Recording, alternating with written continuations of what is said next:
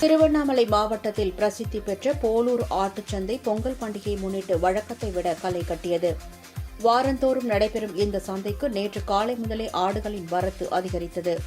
திருவண்ணாமலை, கலசப்பாக்கம், போலூர், ஜவ்வாதுமலை, படவேடு, கண்ணமங்கலம், சேத்துப்பட்டு, செய்யாறு, தன்றாம்பட்டு உள்ளிட்ட பல்வேறு பகுதிகளிலிருந்து ஏராளமான விவசாயிகளும் ஆடு வளர்ப்போரும் ஆடுகளை சந்தைக்கு கொண்டு வந்த நிலையில் தேனி, தென்காசி, மதுரை, திண்டுக்கல், சேலம், ஈரோடு, நாமக்கல், வேலூர், ராணிப்பேட்டை, திருப்பத்தூர், விழுப்புரம் உள்ளிட்ட மாவட்டங்களில் இருந்து வந்த வியாபாரிகள் ஆர்வமுடன் ஆடுகளை வாங்கிச் சென்றனர்.